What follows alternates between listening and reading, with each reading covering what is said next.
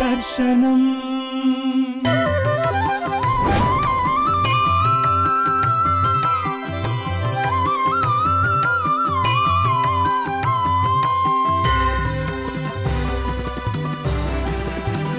దర్శనం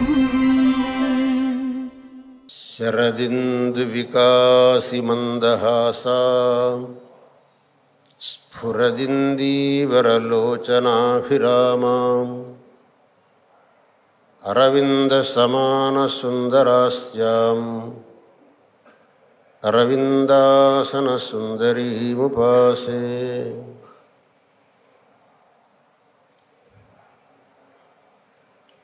మన ఈ పవిత్ర భారతదేశం ఎంతోమంది మహాపురుషులకు జన్మనిచ్చిన పుణ్యభూమి. ఈ దేశంలో అనేక మంది మహాదార్శనికులు, మహాభక్తులు, మహారాజులు, మహాదాతలు ఎంతోమంది జన్మించారు. వారు ఎన్నో ఉత్కృష్టమైన కార్యములను చేశారు, లోకానికి ఉపకారం చేశారు, చిరస్థాయి అయిన కీర్తికి పాత్రులైనారు. అటువంటి మహాపురుషులలో ఆదిశంకర భగవత్పాదుల వారు పేరెన్నిక గన్నవారు.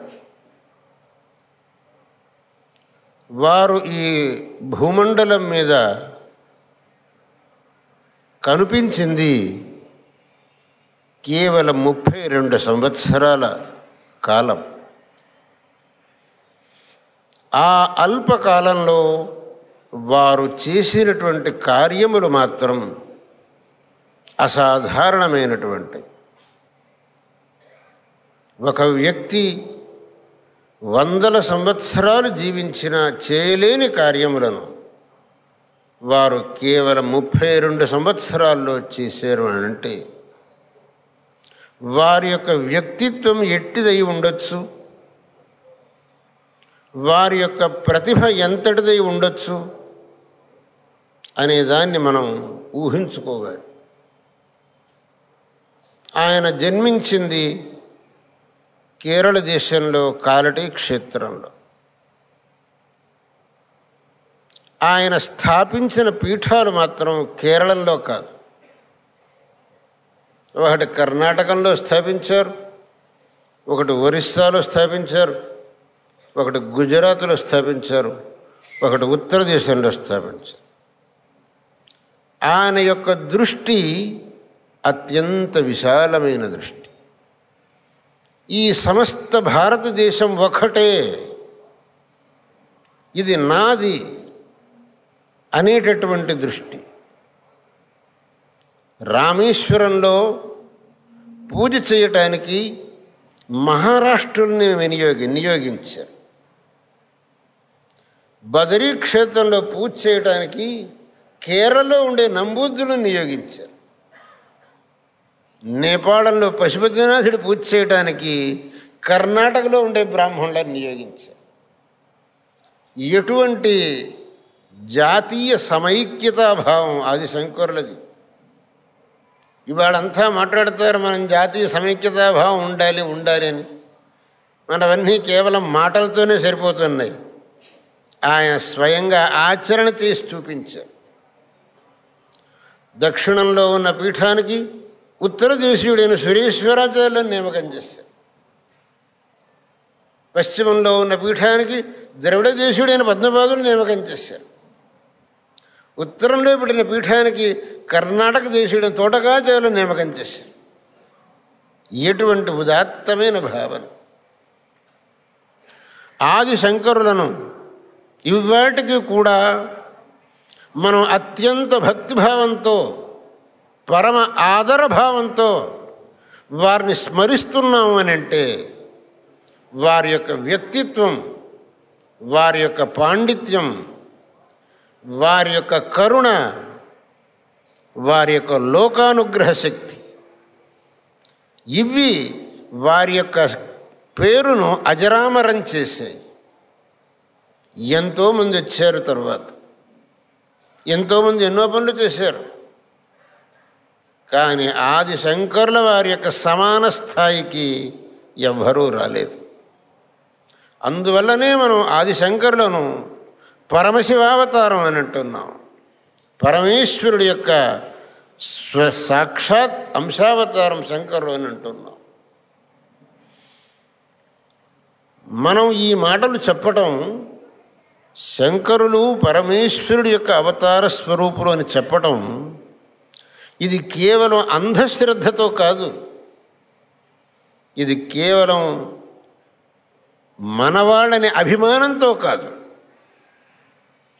కృష్ణ పరమాత్మను మనం సాక్షాత్ భగవదవతారం అని అంటున్నాం. అది కేవలం అంధశ్రద్ధతో కాదు.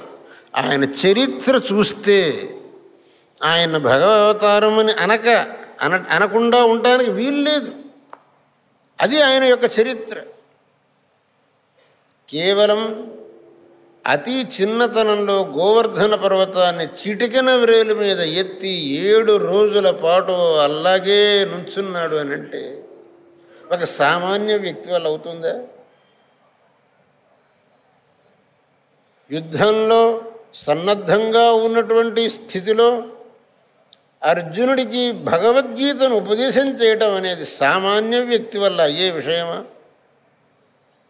ఆ కృష్ణ పరమాత్మ యొక్క ఒక్కొక్క లీల ఆయన సాక్షాత్ భగవదవతారం అని ప్రస్ఫుటంగా చెబుతున్నది. అదేవిధంగా ఆదిశంకరుల యొక్క చరిత్ర ఆయన సాక్షాత్ భగవదవతారం అని స్పష్టం చేస్తున్నది. ఆయనలో ఉన్నటువంటి ఔదార్యం కానీ, ఆయనలో ఉన్నటువంటి పాండిత్యం కానీ, ఆయనలో ఉన్నటువంటి క్షమ ఓర్పు కానీ మనం అన్యత్ర చూడటానికి వీల్లేదు. ఆయనలో ఉన్న పాండిత్యాన్ని గ్రహించడానికి సామాన్యులు కలిగి కాదు. ఆయన భాష్య గ్రంథాలని అధ్యయనం చేసిన వాళ్లకు, ఆయన యొక్క ప్రకరణాన్ని అధ్యయనం చేసిన వాళ్లకు ఆయన యొక్క పాండిత్య పరాకాష్ఠ ఎంత అనేది తెలుస్తుంది. ఆయన భాష్యాన్ని ఎంతోమంది వ్యాఖ్యానించారు. ఆయన భాష్యాన్ని ఎంతోమంది విమర్శించడానికి ప్రయత్నం చేశారు. కానీ ఎవ్వళ్ళ ప్రయత్నాలు సఫలం కాలేదు. ఆ భాష్యం మటుకు చిరస్థాయిగా నిల్చున్నది. ఆ భగవత్పాదుల యొక్క గ్రంథాల్లో అంత మహిమ ఎలా వచ్చింది అని అంటే ఆయనే ఒక చోట చెప్పారు, అబ్బాయి కేవలం నీ బుద్ధిని అవలంబించి, నీ యొక్క బుద్ధిని ఆధారం చేసుకొని నువ్వు తత్వ నిర్ణయం చేయడానికి వీల్లేదు. బుద్ధులు ప్రతి ఒక్కడికి ఒకే రీతిగా ఉండవు. నీ బుద్ధి ఒక రకంగా పోతే వాడి బుద్ధి ఇంకో రకంగా పోతుంది, వాడిది ఇంకో రకంగా పోతుంది. కాబట్టి కేవలం మన బుద్ధితో మన ప్రజ్ఞతో తత్వ నిర్ణయం చేయడానికి పోవడం చాలా మూర్ఖతనం అవుతుంది. శృతి ప్రమాణాన్ని అవలంబించి మనం తత్వ నిర్ణయం చేశామంటే దాన్ని ఎవ్వడూ ఎన్నటికీ దాన్ని అపోహంగా చేయడానికి వీల్లేదు, దాన్ని ఖండించడానికి వీల్లేదు, దూషించడానికి వీల్లేదు. ఎందుకంటే శృతికి ఉండే ప్రామాణ్యం, వేదానికి ఉండే ప్రామాణ్యం ప్రతి ఒక్కడూ ఒప్పుకునేటటువంటిది. ఈ దేశంలో జన్మించిన ఆస్తికుడు అనేవాడు శృతిని ప్రమాణం అని అనకుండా ఉండటానికి వీల్లేదు. అసలు ఆస్తికుడు అంటే అర్థమేమిటి? ఎవడైతే వేదం యొక్క ప్రామాణ్యాన్ని అంగీకరిస్తాడో, ఎవడు భగవంతుడి యొక్క అస్తిత్వాన్ని అంగీకరిస్తాడో, ఎవడు పునర్జన్మను పుణ్యపాపములను ఒప్పుకుంటాడో వాడే ఆస్తికుడు. ఎవడు ఈ వీటిని ఒప్పుకోడో, అంటే వేదముల యొక్క ప్రామాణ్యమును ఒప్పుకోక భగవంతుడి యొక్క అస్తిత్వమును ఒప్పుకోక, పునర్జన్మ సిద్ధాంతాన్ని ఒప్పుకోక ఉండేటటువంటి వాడు నాస్తికుడని అనబడతాడు. మనం అనాది పరంపరగా ఆస్తికులం. మన పూర్వజులందరూ ఈ ఆస్తిక్యంతో, ఈ భగవద్విశ్వాసంతో, వేద ప్రామాణ్య బుద్ధితో తమ యొక్క జీవనాల్ని నడిపారు. వాళ్ళ పరంపరలో వచ్చాం మనం. కాబట్టి మనకు వేదములంటే పరమ ప్రమాణములు. వేదములలో చెప్పినటువంటి సిద్ధాంతం అనేది అప్రకంప్యమైన సిద్ధాంతం. ఆచార్య శంకరులు వేదములో చెప్పినటువంటి సిద్ధాంతాన్ని పురస్కరించుకొని అద్వైతాన్ని ప్రతిష్టాపన చేశారు. శంకరులు ప్రతి ఒక్కడికి శ్రేయో మార్గం చూపించారు. ఆయన దృష్టిలో కేవలం ఎవడో కొంతమందికి మటుకు మంచి చెయ్యాలి అనేది ఎన్నడూ లేదు సుమా. ప్రతి ఒక్కడూ శ్రేయో మార్గాన్ని ఆచరించాలి, ప్రతి ఒక్కడికి మంచిది కావాలి. మనిషిగా పుట్టినటువంటి ప్రతి ఒక్కడూ భగవత్ కృపకి పాత్రుడవ్వాలి అనేది ఆయన దృష్టి. లేకపోతే ఆయన భాష్య గ్రంథాలు రాసి ఊరుకుంటే సరిపోయేది. స్తోత్ర గ్రంథాలు ఎందుకు రాశారు? అది స్తోత్ర గ్రంథాలు 1 కాదు 2 కాదు, వందలాది స్తోత్రాలు ఎందుకు రాశారు? ప్రతి ఒక్కడు ఎక్కువ పాండిత్యం లేనటువంటి వాడు, భక్తి కలిగినటువంటి వాడు, భగవంతుడి కృపకు పాత్రుడవ్వాలని ఊళ్ళూరుతుండేటటువంటి వాడు, వాడికి ఒక ఉపాయం చెప్పాలి. నేను భగవంతుడి కృపకు పాత్రుడు కాగలనా అని అనుకుండేవాడికి నువ్వు కాగలవురా నాయన, ఈ స్తోత్రం చెప్పు, భగవంతుడు నిన్ను అనుగ్రహిస్తాడు. భగవంతుడు సర్వసముడు. భగవంతుడికి ఎవ్వడి మీద పక్షపాత బుద్ధి లేదు. అలా పక్షపాత బుద్ధి ఉంటే వాడు భగవంతుడే కాడు. వీడు నావాడు, వీడు పరాయివాడు అని అనుకుండేవాడు, వాడు భగవంతుడు ఆ స్థానం ఎట్లా ఇస్తాం? భగవత్ స్థానం వాడికి ఎలా ఇస్తాం? ఏ విధమైనటువంటి నా పరా అనే భేదం లేకుండా ప్రతి ఒక్కడిని సమంగా చూచేటటువంటి వాడే భగవంతుడు. కాబట్టి మనం అందరం కూడా భగవంతుడికి దగ్గర వాళ్ళం కాగలుగుతాం అయ్యే యోగ్యత మనకుంది. కానీ మన ప్రయత్నం చేయకపోతే మనం భగవంతుడి కృపకు పాత్రులం కాలేం. నదిలో నీళ్లు ప్రవహిస్తున్నాయి. ఆ నదికి ఫలానా మనిషికి ఎక్కువ నీళ్ళు ఇవ్వాలి, ఫలానా మనిషికి నీళ్లు తక్కువ ఇవ్వాలి ఏమన్నా ఉందా? ఏం లేదు. ఎవడు మీ బిందె తీసుకెళ్ళి నదికి వెళతాడో వాడి బిందె నీళ్లు నిండుతాయి. ఎవడు ఇంట్లోనే కూర్చుంటాడో వాడి బిందెలో నీళ్లు రావు. అందుకు నది వీడి మీద తక్కువ చూపు చూచింది, వాడి మీద ఎక్కువ చూపు చూచింది మన నదిని ఏమన్నా అంటానే వీలుందా? నువ్వు నీ బిందె తీసుకెళ్తే నువ్వు నీళ్లు నింపుకుంటేవాడివి, నీకు నీళ్ళు ఇవ్వడానికి ఆ నదీమతలు సిద్ధంగా ఉంది. అలాగే భగవంతుడు మనల్ని అందరినీ అనుగ్రహించడానికి సిద్ధంగా ఉన్నాడు. మరి భగవంతుడిని మనం ఆశ్రయించకపోతే అది మన తప్ప, ఆయన తప్ప? మనం అనన్యమైనటువంటి మనస్సుతో భగవంతుడిని ఆశ్రయించామంటే ఆయన మనల్ని తప్పకుండా అనుగ్రహిస్తాడు. ఇవాళనే శ్రీకాళహస్తి వెళ్ళొచ్చాను. శ్రీకాళహస్తిలో ఆ బోయ తిన్నడిని అనుగ్రహించింది భగవంతుడు కాదు? ఎలా అనుగ్రహించాడు? అతడు ఏం చదువుకున్నవాడు? అతడు ఏం శ్రీమంతుడు? ఏమీ లేదు. కానీ ఆ భక్తి అనే ఒక్కటి అతన్ని భగవంతుడిలో ఐక్యం చేసేసింది. ఆ విషయాన్ని భగవత్పాదుల వారు తమ స్తోత్రంలో నిర్దేశించారు. భక్తి కిన్న కరోత్యహో వనచరో భక్తావతం సాయతే. భక్తి అనే దానికి ఎంత మహిమ అనంటే కేవలం అడవిలో ఉండే ఒక వేటగాడు భక్తితో భగవంతుడి యొక్క అపారమైన అనుగ్రహానికి పాత్రుడై భగవంతుడిలో లీనమైనాడు. మార్గావర్తిత పాదుకా పశుపతే రంగస్య కూర్చాయతే.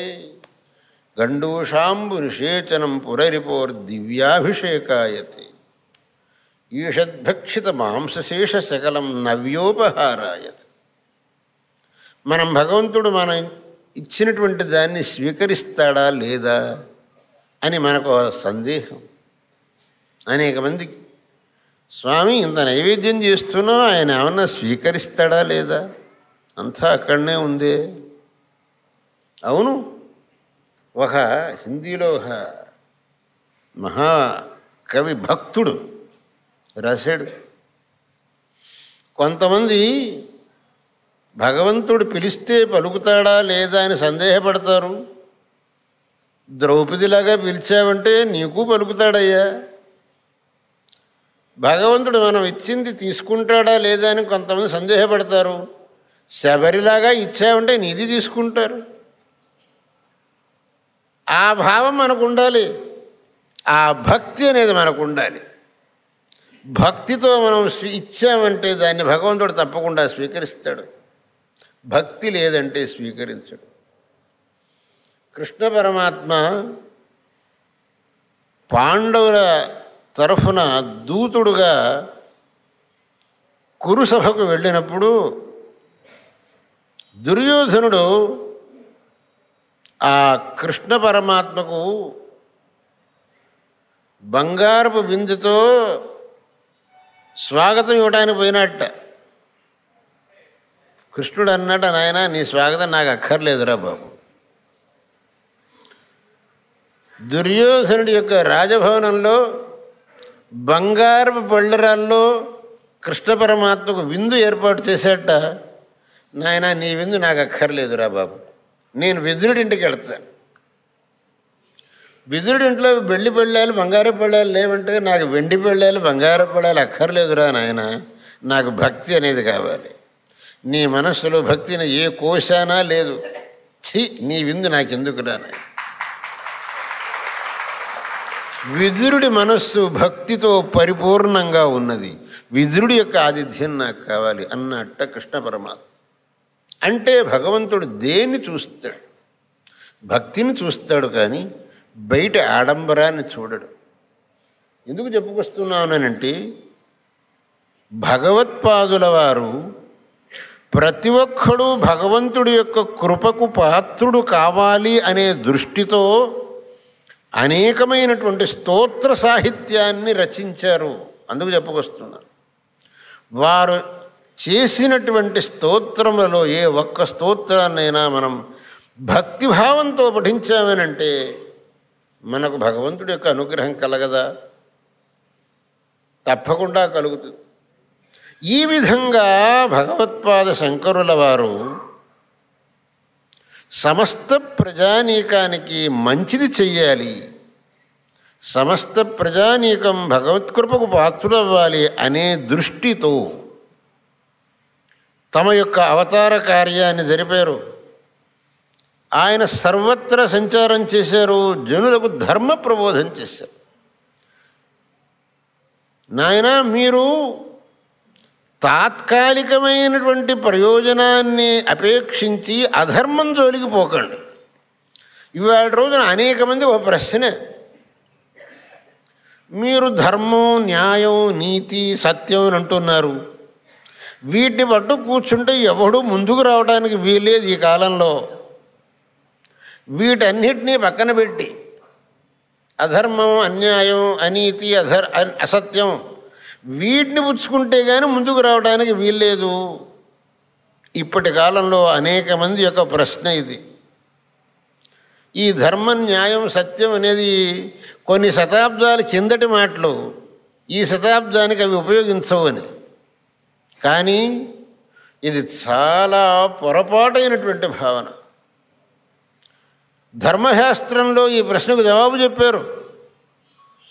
అధర్మేణ ఈధతే పూర్వం తతో భద్రాణి పశ్యతి తతః సపత్నాన్ జయతి సమూలస్తు వినశ్యతి.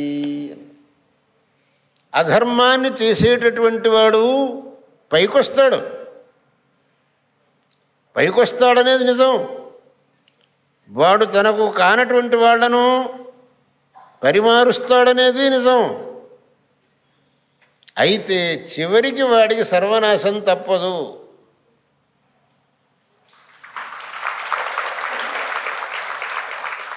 దానికి ఉదాహరణ మహాభారతంలో దుర్యోధనుడు, రామాయణంలో రావణుడు. వాళ్ళు ఎలా వెలిగారు చెప్పండి. దుర్యోధనుడు ఒక వెలుగు వెలిగాడు, రావణుడు ఒక వెలుగు వెలిగాడు. చివరికి ఏమైంది వాళ్ళ స్థితి? రావణుడికి సర్వనాశం, దుర్యోధనుడికి సర్వనాశం. అక్కడ రాముడు, ఇక్కడ ధర్మరాజు, వాళ్ళిద్దరూ ధర్మానికి కట్టుబడి కష్టాలను అనుభవించారు. చివరికి ఏమైంది? వాళ్ళకి జయం దక్కి. అలనాడు రాముడు, ద్వాపరయుగంలో ధర్మరాజు, వాళ్ళు ధర్మమునకు ప్రతీకములు. అలనాడు రావణుడు, ద్వాపరయుగంలో దుర్యోధనుడు అధర్మానికి ప్రతీకాలు. ధర్మం జయిస్తుందా, అధర్మం జయిస్తుందా? ధర్మాధర్మములలో స్పర్ధ వచ్చింది అనంటే చివరికి ధర్మమే జయిస్తుంది అనేటటువంటిది మనకు రాముల వారి యొక్క చరిత్ర వల్ల, ధర్మరాజు యొక్క చరిత్ర వల్ల మనకు తేట తెల్లమవుతున్నది. అందుకే ఇవాళ కూడా మనం రాముల వారి పేరు పెట్టుకుంటాం, కానీ మన పిల్లలకు రావణుడి పేరు ఎవరు పెట్టరు. ధర్మరాజు పేరు పెడతారు, దుర్యోధనుడి పేరు ఎవరు పెట్టరు. ఎందుకని? మనం ఎందుకు రాముడి పేరు పెట్టుకుంటున్నాం? ఆ రామ అనే 2 అక్షరాలు మన పిల్లవాడిని పిలిచే నెపంతోనన్నా మన నోట్లో వచ్చాయనంటే మన నోరు పావనమవుతుంది అనే దృష్టిలో రాముల వారి పేరు పెట్టుకుంటున్నాం. ఆ రామనామానికి ఉండేటువంటి మహత్వం అటువంటిది. ధర్మరాజు యొక్క పేరును మనం ఎందుకు పెట్టుకుంటున్నామంటే ఆ ధర్మరాజు శబ్దం ఉచ్చరించిన మాత్రంతో మన పాపాలు పోతాయనే దృష్టితో.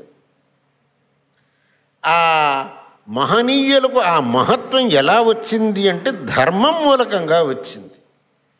వాళ్ళు ఎట్టి పరిస్థితుల్లో కూడా ఎన్ని కష్టాలు వచ్చినా ధర్మ మార్గాన్ని తప్పలేదు. ఆ ఒక పరిస్థితిలో మనకు ఆ ప్రశ్న ఎలా వస్తుంది అనంటే, ధర్మ మార్గాన్ని అనుసరించి కష్టాలను అనుభవించాలనా, లేదు సుఖం అనుభవించడం కోసం ధర్మ మార్గాన్ని త్యజించాలా అనే ప్రశ్న వస్తుంది. ఆ ప్రశ్నకు వాళ్ళిద్దరూ ఏం తీర్మానించుకున్నారు అంటే, ధర్మ మార్గాన్ని ఎన్నటికీ త్యజించం, కష్టాలను మటుకు అనుభవిస్తాం. ఇప్పటి కాలంలో మనకెలా ఉంది అంటే, సుఖం కోసం ధర్మాన్ని త్యజిస్తాం అని మనం అనుకుంటున్నాం. వాళ్ళు లేదు, ఎటువంటి పరిస్థితుల్లో కూడా ధర్మాన్ని మేము విడనాడం అని వాళ్ళు అన్నారు. అందువలనే వాళ్ళు మహానుభావులైనారు. వాళ్ళ యొక్క నామం పరమ పవిత్రమైంది. అందువల్ల మనం ఎన్నటికీ కూడా ధర్మాన్ని, సత్యాన్ని, న్యాయాన్ని అవలంబిస్తే మనకు కష్టాలు వస్తాయి, సుఖం రాదు. అందువల్ల మనం దీన్ని విడనాడాలని ఎన్నడూ అనుకోకూడదు సుమా. ఎన్నటికైనా ధర్మమే జయిస్తుంది, సత్యమే జయిస్తుంది. ఇది త్రికాలాబాధ్యమైన సత్యం, దీనికి ఎన్నడూ తిరుగులేదు. సత్యమేవ జయతే నానృతం సత్యేన పంథా వితతో దేవయానః. శృతి చెప్పింది, సత్యమేవ జయతే నానృతం. అనృతం ఎన్నటికీ జయించదురా నాయన, సత్యమే జయిస్తుంది. దీన్ని నువ్వు నిఘంటుగా పెట్టుకో, తీర్మానంగా తెలుసుకో. అందువల్ల మనం ఎవ్వళ్ళం కూడా ఎటువంటి పరిస్థితిలోనూ ధర్మ మార్గాన్ని, సత్య మార్గాన్ని, న్యాయ మార్గాన్ని తప్పకూడదు. అదే మనకు చివరికి సత్ఫలితాన్ని ఇచ్చేటటువంటిది, జన్మాంతరంలో కూడా మనకు సుఖాన్ని ఇచ్చేటటువంటిది. ఈ ధర్మాధర్మములు మనిషి యొక్క సుఖదుఖానికి కారణములుగా ఉన్నాయి. ధర్మం చేసినటువంటి వాడికి సుఖం, అధర్మాన్ని ఆచరించిన వాడికి దుఃఖం. ఇవాళ మనం మన జీవితంలో ఏమాత్రమైనా సుఖం అనుభవిస్తున్నాము అని అంటే ఇది మనం కిందటి జన్మలో చేసిన ధర్మము యొక్క ఫలస్వరూపం. ఇవాళ మనం దుఃఖం అనుభవిస్తున్నామంటే ఇది కిందటి జన్మలో మనం చేసిన యొక్క అధర్మాని యొక్క ఫలం. వీట్లలో ఏ విధమైనటువంటి ఈ సిద్ధాంతంలో తిరుగులేదు. ఇది ఎన్నటికీ అప్రకంప్యమైనటువంటి సిద్ధాంతం. కాబట్టి మనం ధర్మాన్ని ఏ పరిస్థితిలో కూడా విడవకూడదు. న్యాయాన్ని, సత్యాన్ని ఎట్టి పరిస్థితిలో కూడా విడవకూడదు. ఎట్టి పరిస్థితిలో కూడా అధర్మాన్ని, అన్యాయాన్ని, అసత్యాన్ని దరిచేరనీయకూడదు. అప్పుడే మన యొక్క జీవితాలు పవిత్రం కాగలవు. మన యొక్క జీవితం చాలా మహత్వపూర్ణమైంది. ఎందుకంటే ఈ లోకంలో ఉండే 84 లక్షల జీవరాశుల్లో మనుష్యుడు అత్యంత శ్రేష్టమైన వాడుగా పరిగణించబడ్డాడు. మనుష్య జన్మ అత్యంత శ్రేష్టమైనటువంటిది.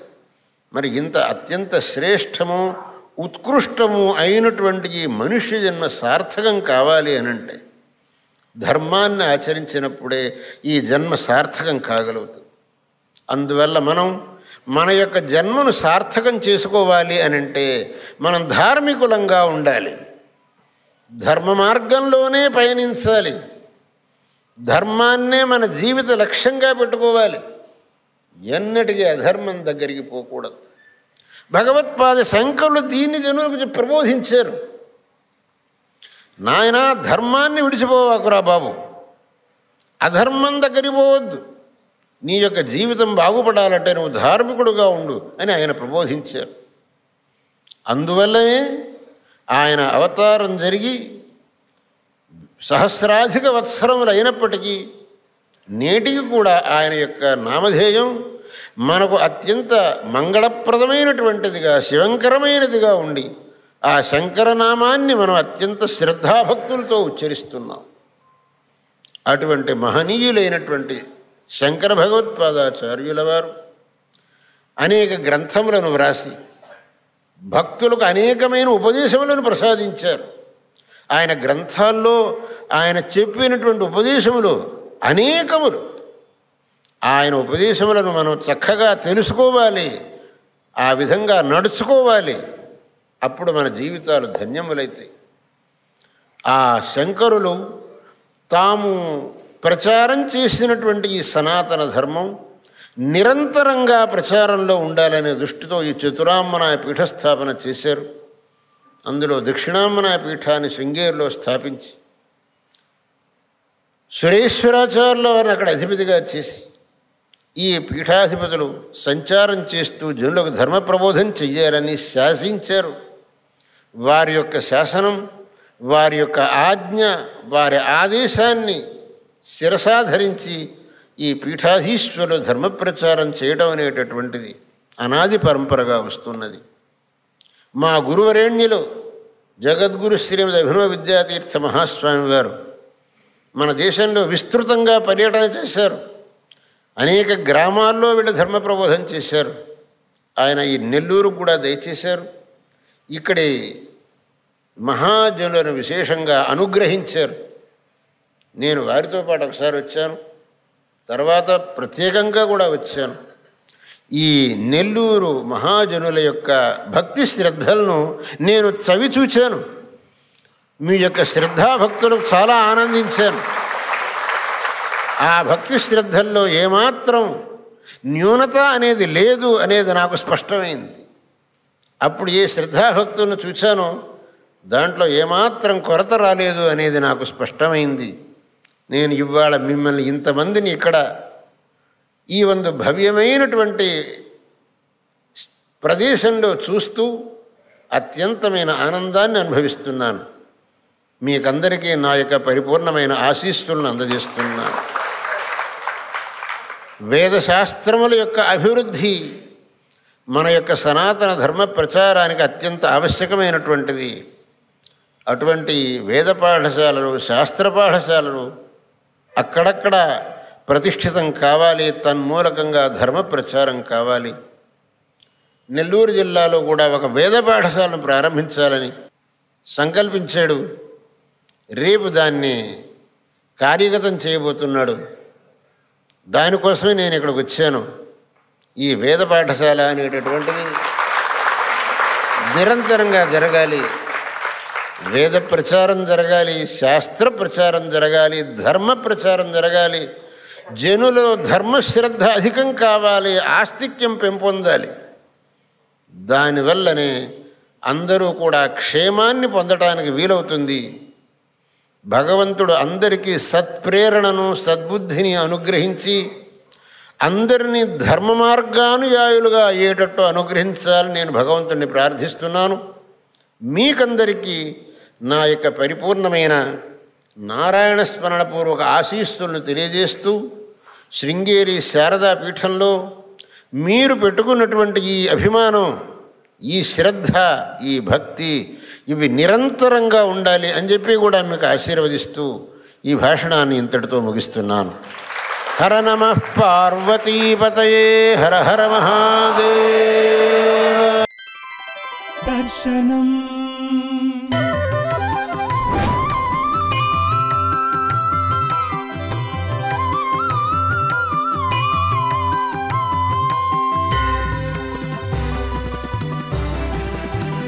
దర్శనం